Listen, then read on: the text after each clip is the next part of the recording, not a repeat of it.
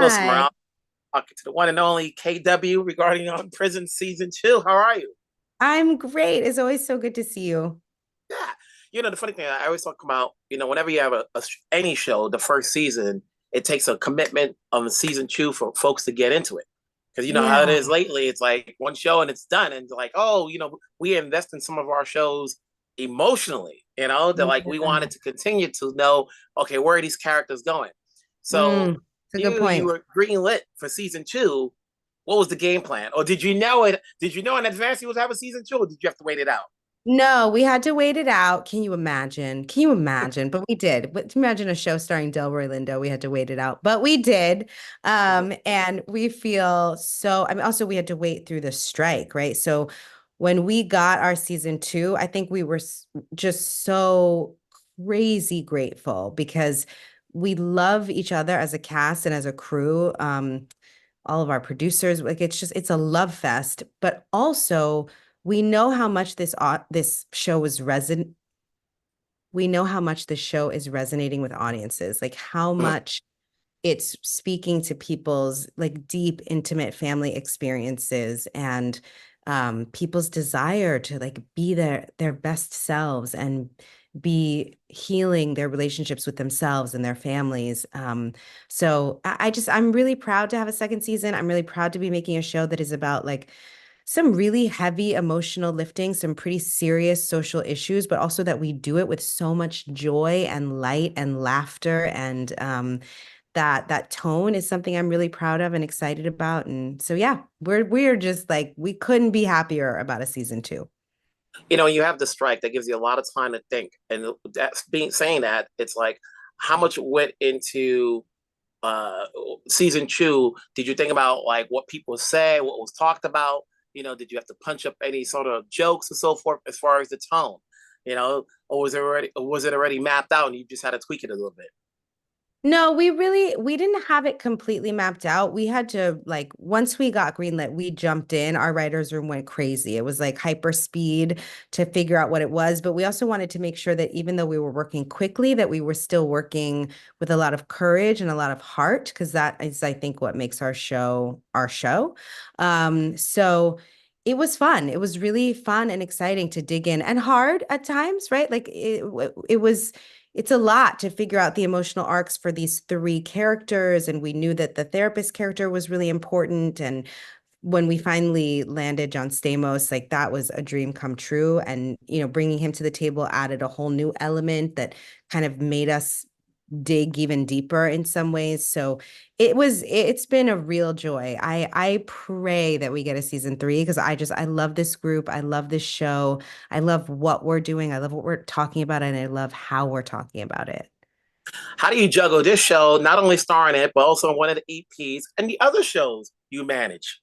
Yeah, it's really fun. I wish that Reasonable Doubt and Unprisoned hadn't been filming at the same time because, I directed in season one of Reasonable Doubt, obviously, and I was really hoping to be able to direct in season two, which I wasn't, but I pray I'll be able to direct again in a season three for Reasonable. But we did it. Like as we were knocking out scripts and in pre-production, I was also working, reading scripts for that show. I was watching dailies for Reasonable when I would get home from Unprisoned, offering notes on edits throughout the process for both shows. There would be sometimes, I think it was around episode 205 in both shows that they came in around the same time, and people would be like, "Do you have notes on 205?" And I'm like, "Which one?" So it was exciting, and I'm not going to complain because I know that we're so lucky to have a show on the air. So to have two just feels like a blessing. Ramla Muhammad is also just such an incredible showrunner and leader that I felt like it was okay that I wasn't able to be there every single day. But I was like pretty much as soon as Unprisoned wrapped, I flew down to Atlanta. And then you have an ensemble. So like, were you in touch with the cast during the strike as far as like how's everybody doing? We're back. Let's just to get everybody the chemistry once again once you started getting back into production. We were a little bit in touch, but I would say once the strike was over, we jumped in for sure. Like this cast doesn't need a lot of massaging when it comes to chemistry. We're all pretty obsessed with each other and mad for each other. So it was pretty easy to jump back in. What are we getting from Paige? Is there a certain theme from Paige this season? Yeah, I think, I feel like in season one, Paige really realized that she's not so good at boundaries, and she did a lot of work to figure out how to be a more boundaried, healthy person.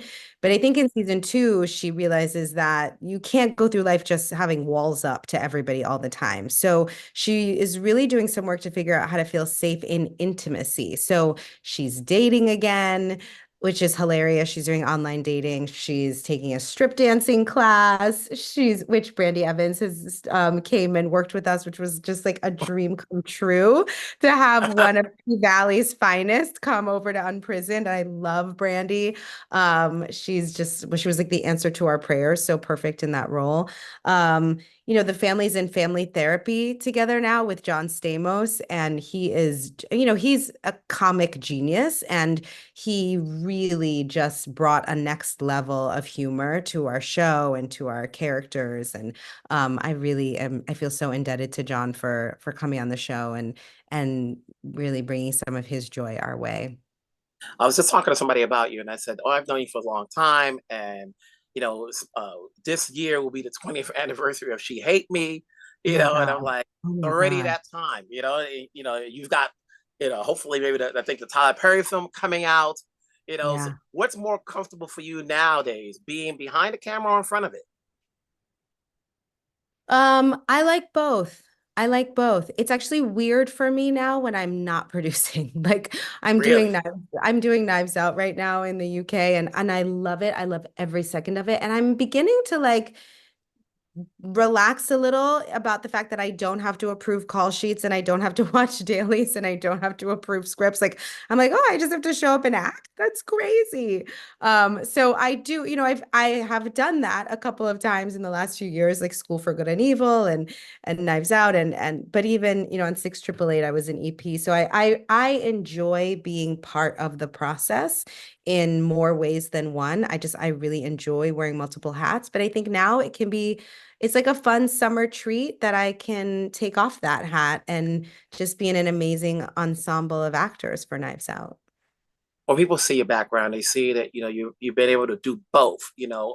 What do you tell people how to balance it? How to balance doing both, being in front and behind, while still trying to maintain a position of getting, especially if you're in front of the camera, getting good roles.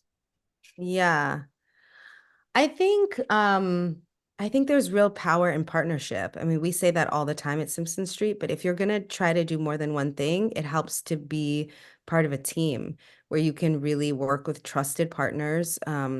Reese Witherspoon always says, like, there are certain people who carry water, and she likes to work with those people, like the people who are going to be in the trenches with her doing the work. And that's how I approach it as well. Like, I really love having partners who are as in it and committed as I am, because then we can kind of operate in our strengths when we need to and take off different hats when we need to and kind of pass off responsibilities when we have to take on other responsibilities. So being part of a strong team, both internally at Simpson Street and then also in the partners that we collaborate with, is key, I think, to being able to wear multiple hats.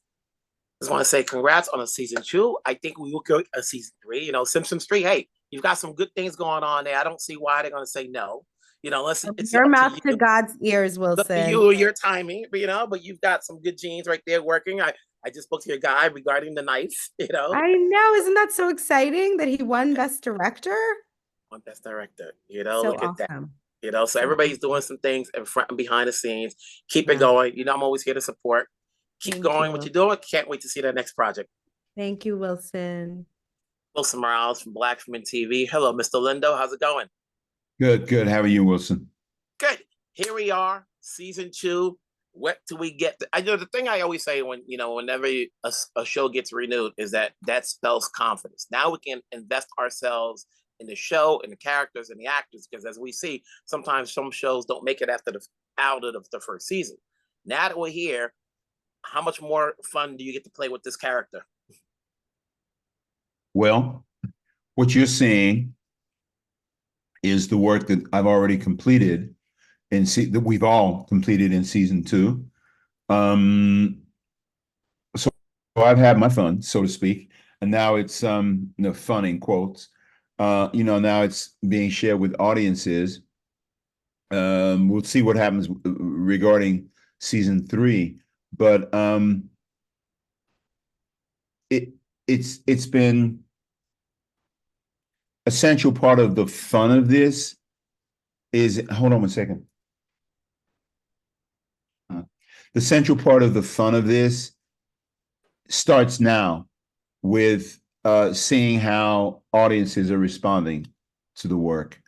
And that's been really fulfilling, as it was in season 1. Now, what do we get with your character this season? Obviously, we were introduced to him last season. And I think that, when the show gets renewed, it gives the writers a chance to now dig deeper into your characters and explore it more. Now that he's out, and it's, has his relationships going on, daughter and everyone else. What do we get this season? More of the same, more investigation. Well, actually, not more of the same, because one of the things that's markedly different about season 2 is that without giving it away for people who haven't seen it, but I come to certain realizations about some changes, some really critical changes that I have to make going forward. So to your question, what do we see? We see a man who gets to a point where I recognize I can't keep doing what I've been doing. I have to make a change. So what you will see in season 2 is the process of me, Edwin, making that change and dealing with what that change will comprise. Mm-hmm. And for you as an actor, I always ask, when you do a movie's one thing, but when you do a series and you're playing the same character and over again, at what point do you now are you now invested in this character? Is it the moment you start doing it? Is it the moment when there's security and it's going on for season 2? Because sometimes you can do a season and then if it doesn't get renewed, it's the next job. But here with season 2, are you now fully vested in this character? I was invested from day one, and I'm not being smart. I was invested in the first episode. One has to be. I would say that the investment has maybe increased somewhat as it has been picked up for a second season, and now we're back dealing with the world of this narrative. But I was invested from the beginning. Mm-hmm. For a lot of people, they get to see your character be very different from what other roles you've played before. How much fun was it that they could see you? Oh, this guy is he's over there. He's out of the park, but he's funny. He's somebody that we can relate with in a way. Good to all of the above, right? Good that you can relate. Good that people are saying, oh, this is different for him. Because, one wants variety. Interestingly, I didn't think of it in those terms before I started doing it. Oh, this will be different. This will be a different kind of work. I viewed it as yet another character that I hoped to make interesting for audiences. And the fact of people saying to me, oh, wow, I've never seen you do that before. It's wonderful. But, really, it's terrific. But my process as an actor hasn't really changed. I approach this in a way that is very similar to the way that I approach pretty much everything that I do and everything I've done. You're working, how much more bonding is your relationship with the cast, and the creatives, obviously we had the strike last year, but then once everybody got back on board and back on the set, was the bond stronger than before? Is the bond stronger than before? It strengthens from episode to episode. Every time you jump in, every time you get into that arena, or every time you walk on set and you're beginning to work with the script, with your fellow actors, I'd like to believe that it's strengthening that bond every single time out. Mm-hmm. I was just telling somebody the other day, I'm going to be talking to you, and I go, it's the 30th anniversary of Crooklyn, and Yeah. even though you had done other projects before, that gave you a bigger prominence, at the time, and you look back now where I've seen you work on The Good Fight, and now you've got this, what is it to actors who look at your work, and what advice would you give as far as staying power, to stay in the game? And then I always say it doesn't have to be a lead role, supporting role, but as long as it's a prominent role. So I'll make a little correction. In terms of what brought me to prominence, I would say Malcolm X, that was then followed by Crooklyn, that was then followed by Clockers. But staying in the game, having some longevity. In my case, the fact that I trained for the theater has been critically helpful, because the work ethic that I developed as a theater actor, and I pretty much worked in the theater for 10 years before I started doing film. And the work ethic that I developed as a theater actor, I then modified when I started working for the camera. And I believe that has contributed very fundamentally to my ability, as you say, to stay in the game, to continue to work. Mm-hmm. For those who have not caught up on season 1 and they're catching up on... I'm sorry. And it's interesting. You mentioned Crooklyn, and then you jump to The Good Fight, and then you jump to this. I've done a bunch of stuff in between. Yes. I didn't want to name all, but I just wanted to say. No, I wasn't expecting you to name them all, or to name any of them. But my point, the reason I bring that up is, it's been a steady flow of work. In the last few years, yes, for the small screen, but I've also done some really important work in feature films, all of which contributed to my resume, yes, but the stuff that I have as an actor, the I don't know what, the ammunition, and it all cumulatively is brought to bear in whatever the project is that I'm doing at a given moment. Mm-hmm. So it's all of a piece on many levels. And it's interesting to me that you as an audience would mention those particular projects, but they're all important, and they've all contributed to, what I'm doing now. And listen, every now and then when the TV is on and we all get to see movies over and over again, I still watch you on Gone in 60 Seconds. Right. All of those are different and diverse, which is great. Before I let you go, as we're now entering season 2, for those who have not caught up in season 1, what's a good reason for them to start catching up and start, from season 1 to season 2? Yep. A good reason for them to start catching up would be if you want to see a reflection of some human beings who happen to be African American. If you want to see a narrative that deals with the messy stuff of life,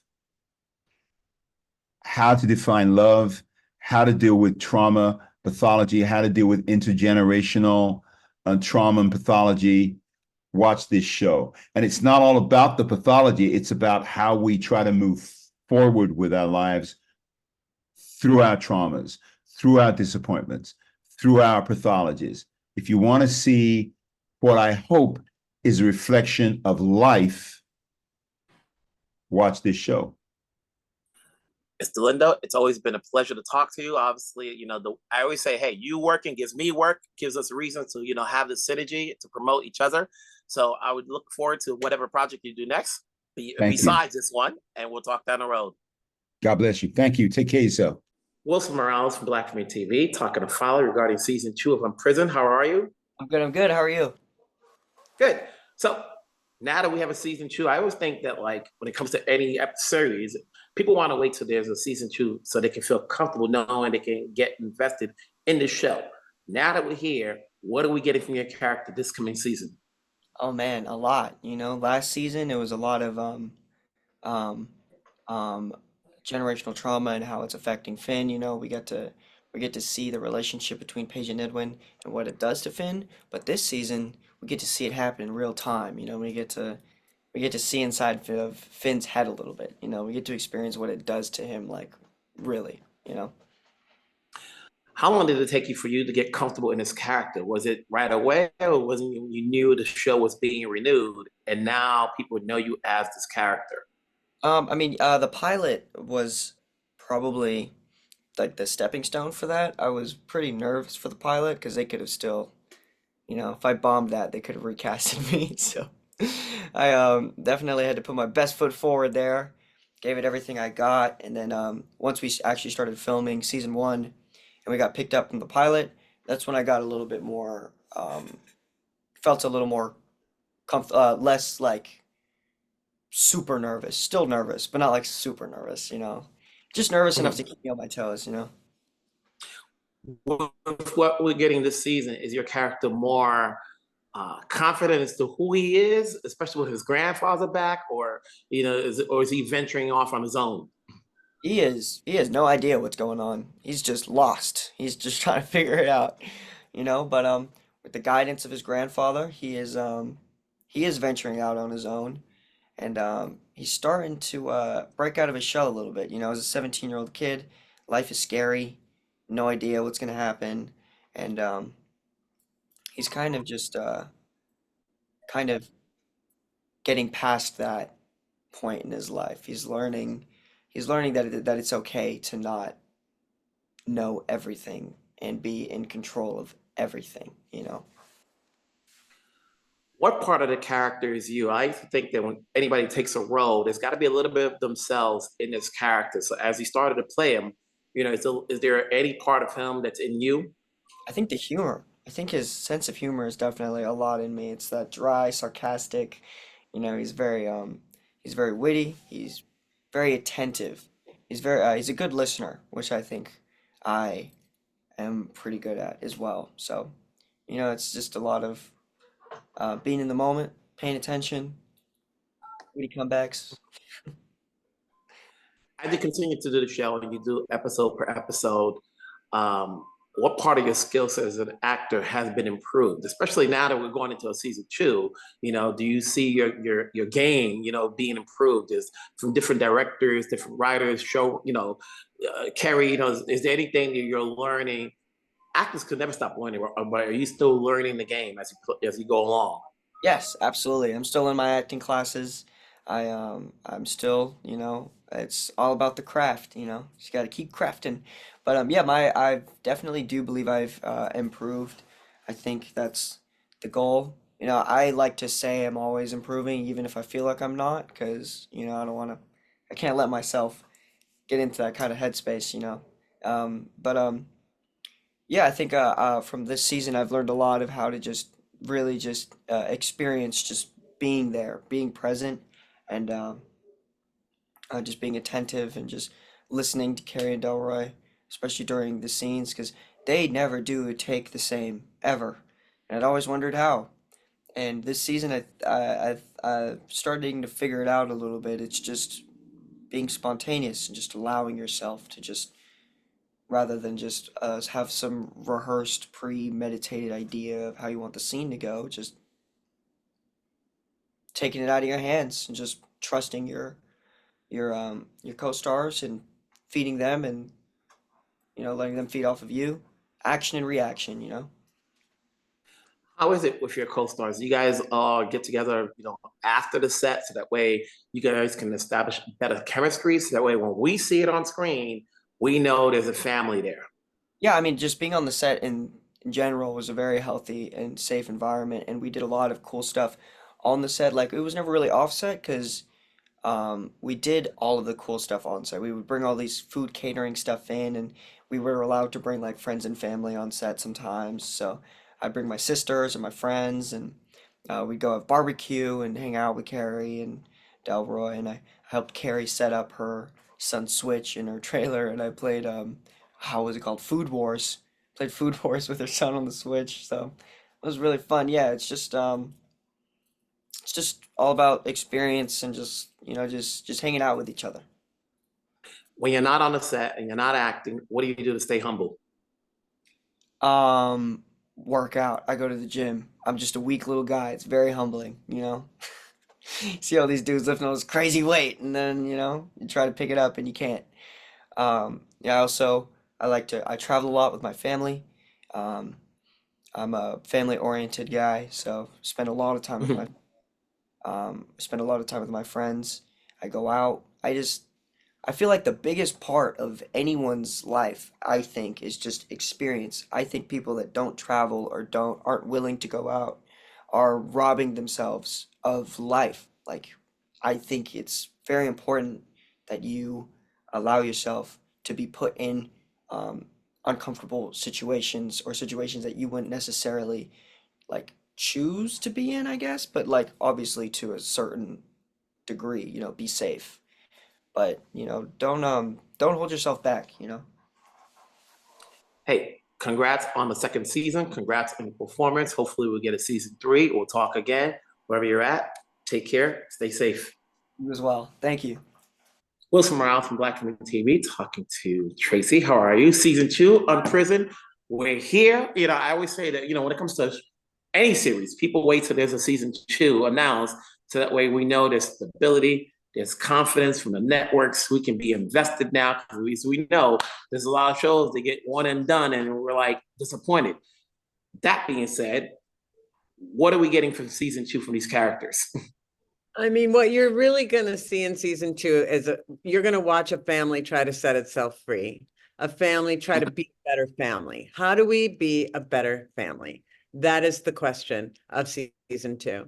And, what it comes down to is they're each going to have to look at themselves, and then they're going to have to take more risks inside the family to be more vulnerable to each other. Now, as a showrunner and an EP, was it always mapped out for season two? And if not, did the tone of the show change, seeing what the people were looking for or what could make it better? No, I think the season two, so I've been a television writer for like 17 years.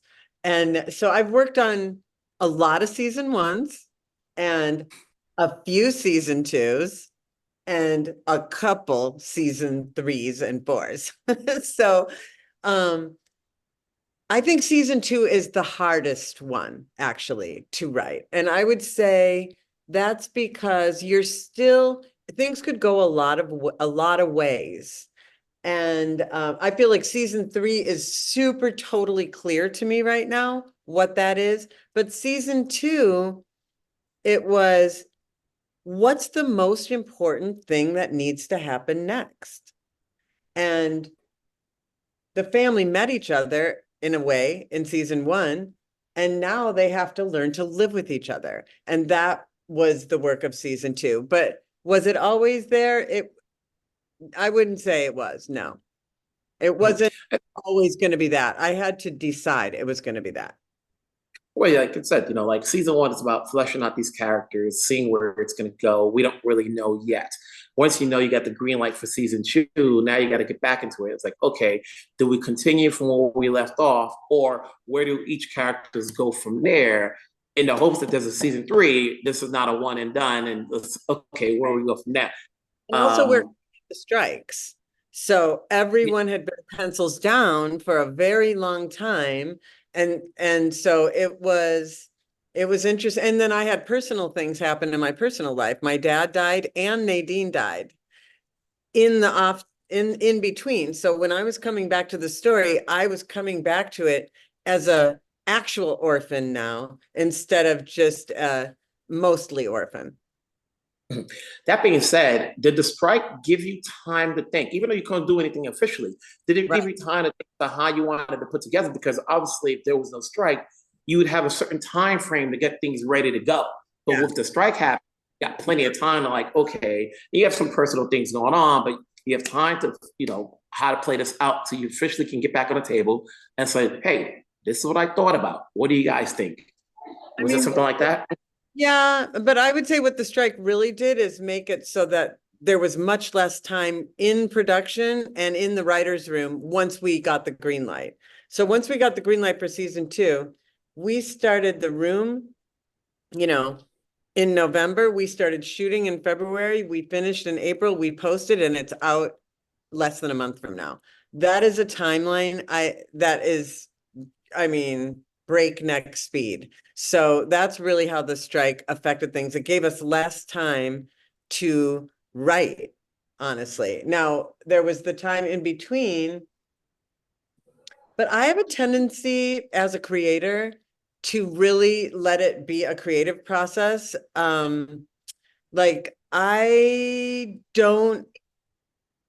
want the story to tell me what it is. Mm-hmm. And at the end, for those who have not caught up on the show, because I always said there's a lot of product on TV, whether it's you go to cinemas and there's a great amount on streamers and stuff like that. What's going to get an audience to see Unprisoned? Obviously we've got to sell Kerry and Delroy, but then besides that, what's another reason to start tuning in now that we're at a season 2? Yeah, I think that what the show will do is it makes you a little more okay with your flaws and the flaws of everybody around you. It makes you see that it's okay, whatever is in your past, whatever has happened, it's okay. And we can laugh and we can cry, we can process, we can be honest, we can grow.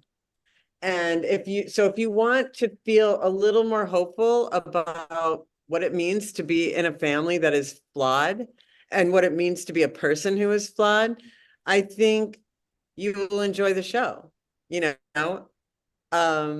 People seem to love it. And all I know is it must be because they feel something positive when they watch it. And so that is all we can. I always wanted to do a show that could give you hope. When everything on TV was super dark, there was like that 10-year period where everybody was like, making crack for a living, or, it was like Breaking Bad or Nurse Jackie, or, and I'm not calling out those shows. I'm just saying I never resonated with that dark worldview. I just don't. And so I resonate with expansion and hope and how do we do it. And so I wanted to do a show that would make you feel that when you watch it. And if I succeed in that, I will have succeeded. That's success to me. Well said. Congrats on the season 2. Let's keep it going. I'm sure we'll talk down the road, wherever you're at. Take care. Stay safe.